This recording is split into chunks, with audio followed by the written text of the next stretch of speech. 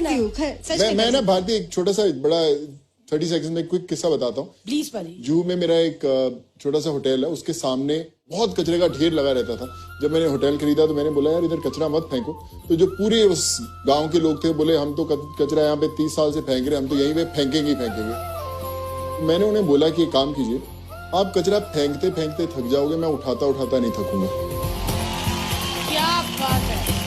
मैंने वहां से कचरा हर रोज बंदे उठा के जैसे फेंकते थे उठा देते, फेंकते उठा देते। मैंने कचरा जमा नहीं होने दिया और मैंने बोला कि मैं आपसे वादा करता हूँ कि जितने गांव वाले के घर हैं, जब उनका कचरा इकट्ठा होगा हम लोग खुद ही कलेक्ट करने आएंगे। तो मैंने बीएमसी में बात किया, उनके घर में एक बार नहीं 3 दफा लोग जाते थे कचरा, हमने इकट्ठा होने ही नहीं दिया। आज जो अगर आप जूहू इस्कॉन टेम्पल के बाजू में जो पतली वाली लेन जाती है वहां पे बहुत कचरा था, लेकिन आज के बाद वहां पे कभी कचरा कभी आपको दिखाई नहीं देगा 2 साल। तो खुद करना पड़ेगा, मुझे लगता है अफसोस नहीं करना पड़ेगा, खुद उठाना पड़ेगा कचरा। यार ये सोच ही बदलेगी देश को, डेफिनेटली सर। तो दैट इज इट, किसी और के लिए वेट कभी नहीं करना चाहिए। मैं सोनू सर से कुछ बोलना चाहती हूँ। सर ये बहुत दिल से है, मुझे से लगता है कि हमारी सारी यंग जनरेशन के लिए आप सच में एक रोल मॉडल बन गए हो। एंड सर हमने आज तक हिस्ट्री बुक्स में पढ़ा है कि महात्मा गांधी जी, पंडित जवाहरलाल नेहरू जी, कि उन्होंने देश की सेवा कैसी की। मुझे से लगता है कि इस जनरेशन से या आगे कभी आएगा तो उसमें जाएगा कि आपका एग्जाम्पल।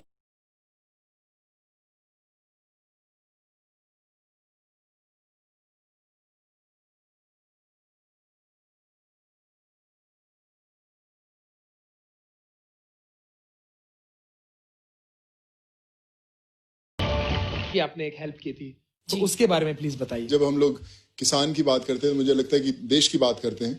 वो वीडियो में 2 बेटियां थी एक परिवार की, और वो हल खींच रही थी। उनके फादर नागेश्वर राव,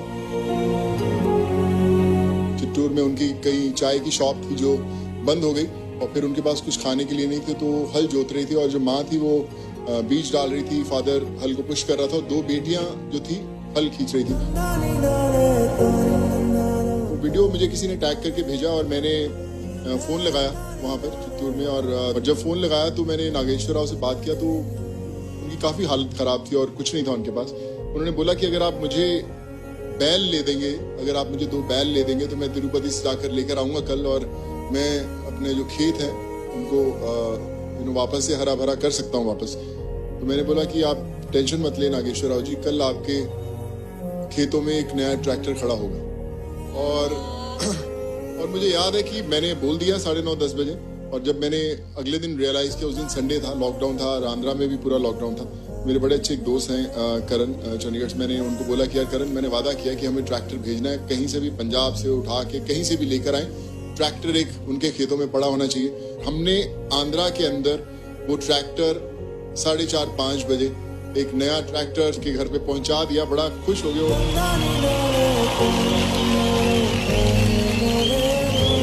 तो उन्होंने बोला कि रोने लगे, वो जो फार्मर थे उनकी बेटियां रोने लगी कि हमारे गांव ने कभी ऐसी चीज नहीं देखी। और मैंने उनसे एक वादा लिया था, मैंने बोला कि ये ट्रैक्टर आपका है, लेकिन खेती करने के लिए पूरा गांव को जब भी खेती करने की जरूरत होगी आप उन्हें उनको फ्री में देंगे। और आज पूरा गांव जो है ट्रैक्टर से खेती करता है।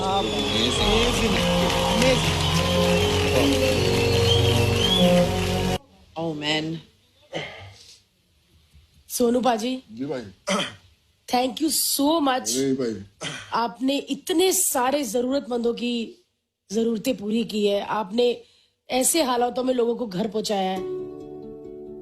पाजी इतनी दुआएं लगनी है ना आपको, इतनी दुआएं कि मतलब हमारी इतनी आबादी है, उसमें सिर्फ 10 भी सोनू सूद बन जाए ना तो हमारा देश बहुत ही महान हो जाए। तो चलिए पाजी आपसे शुरुआत करते हैं।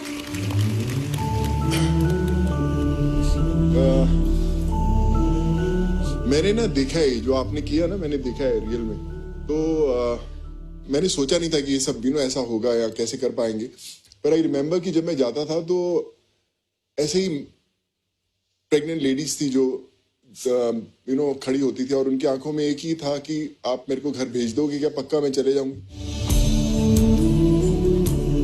थे उनके 2 दिन के बच्चे, 3 दिन के बच्चे। मैं उनको बोला कि आप क्यों ऐसा लेकर जाते हो, आप ऐसा कैसे लेके जाओगे आप इनको? कहते हम आप हमें बिठा दो, बस हम पहुंच जाएंगे कैसे भी। और वो लोग पहुंचे घरों में और आज भी मुझे फोटोग्राफ्स भेजते हैं लोग। एक अनरियल एक्सपीरियंस है। मुझे लगता है कि मैं जो 3 महीने पहले जो सोनू था और अभी है वो 2 अलग इंसान। इस पैंडेमिक ने मुझे ये सिखाया और मुझे लगता है हम हर किसी को ये सीखना चाहिए कि हम हर रोज एक छोटा सा कुछ काम, छोटी सी एक मुस्कान किसी ना किसी चेहरे पर लेकर आए। एक पेशेंट को एक उसकी मेडिसिन स्पॉन्सर कर दें या किसी के लिए भी कुछ एजुकेशन किसी का कर दें, क्योंकि इतने लोगों को जरूरत है हमारे देश में।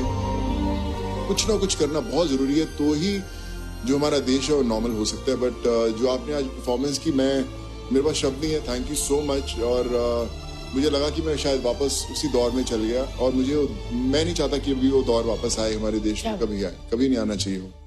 Thank you so much. गया है जो हर एक दफ्तर में जाकर परमिशन लेके आना, जो मेहनत लगी है, सिर्फ पैसा नहीं, लेकिन जो मेहनत लगी है सर, उसके लिए तो बनता है। नहीं सर, थैंक यू।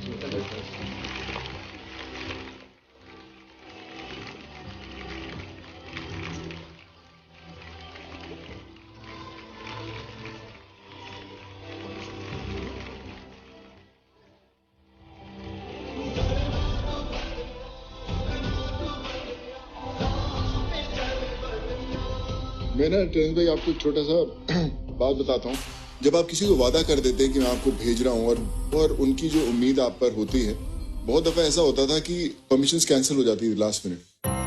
और वो 6000 लोगों को आप कैसे बताएंगे? आप उनको चेहरों से नहीं जानते, आप उनको पर्सनली नहीं जानते कि कौन राम लखन है, कौन राम विलास है। आप उनको कैसे बताएंगे कि आज आप नहीं जा रहे हैं? वो लोग अपना घर छोड़ चुके हैं। मैं फोन करता था, मैं उनको एक चीज बोलता कि सर आज ये लोग जाएंगे ही जाएंगे, हमें करना है, बताइए क्या प्रॉब्लम है। बैठता था उनके साथ, वो मुझसे एक ही चीज पूछते थे, सोनू तो ऐसे मेहनत कर रहा है जैसे तेरे परिवार वाले तेरे जा रहे, तेरी फैमिली जा रही, तू कितना टेंशन ले रहा है? मैं कहा नहीं सर, मेरे परिवार वाले ही जा रहे हैं, इनको भेजना जरूरी है। तो फिर विश्वास कीजिए, जो लोगों की दुआएं थी, जो पेरेंट्स इंतजार कर रहे थे अपने बच्चों का इतने दूर से आने का, बीवियां इंतजार कर रही थी अपने पतियों का आने का, उनकी दुआएं थी जो काम कर रही थी, जिसके कारण सब होता गया और सब लोग पहुंच पाए। मैंने नहीं किया, बट आई थिंक मैं सिर्फ एक जरिया था भगवान का चुना हुआ, जिसके कारण सब लोग मिल पाए। And I just want to thank God for this.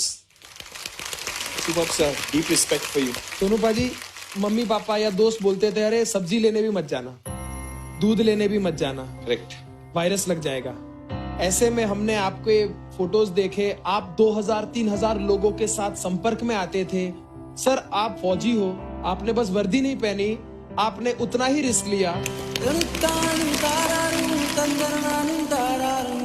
और सर आपने कहा कि ये टाइम दोबारा ना आए। हम भी चाहते हैं कि ये लम्हा दोबारा ना आए, लेकिन एक प्यारा सा लम्हा है जो आपसे कुछ कहना चाहता है सर।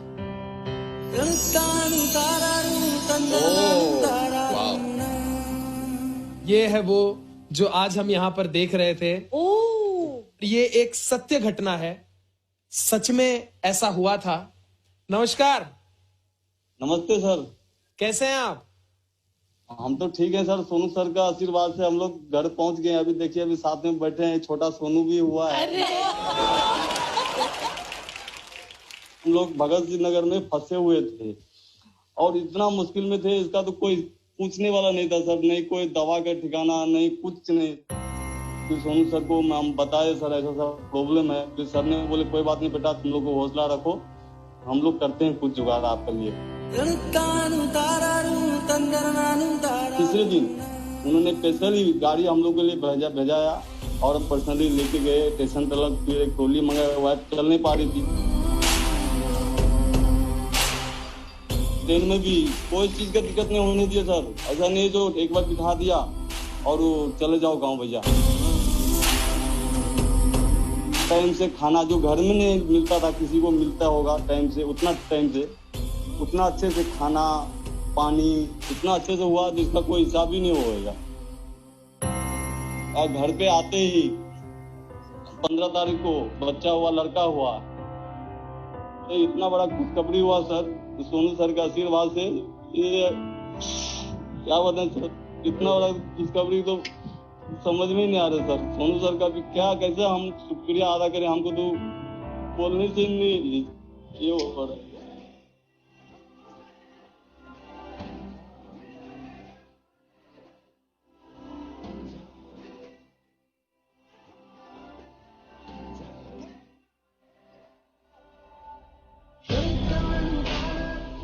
अपने बच्चे का पूरा नाम क्या रखा है?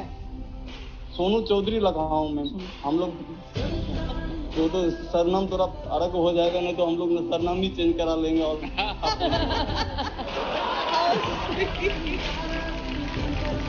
हम तो बोल रहे हैं सोनू सर को, आए हमारा बिहार दरभंगा जिला, एक बार अपने हाथ से गोद में लेके उसको अपने अच्छे तरह से सबके सामने में उसका नाम और एक बार रख दे सोनू। क्या बात है सर। मैं जरूर आऊंगा आपके पास, और बहुत खूबसूरत दिखता है आपका सोनू। छूटना चाहिए। बहुत खूबसूरत है, बहुत। और अभी देखिए बहुत लकी भी है, आज इतने बड़े मंच पर उसका बोलते हैं कि लॉन्च भी हो गया है।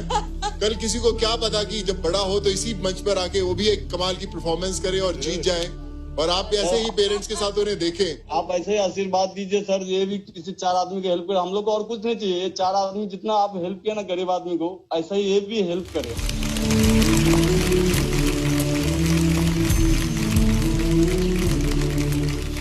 चलिए शुक्रिया, thank you so much. Thank you so much sir. धन्यवाद सर। धन्यवाद। एक बहन के लिए उसका भाई हमेशा ही नंबर 1 है, और आज के समय में मेरा भाई पूरी दुनिया के लिए नंबर 1 है। भगवान कैसे होते हैं, अगर आपको लाइव देखना है तो सोनू सूद को देखिए।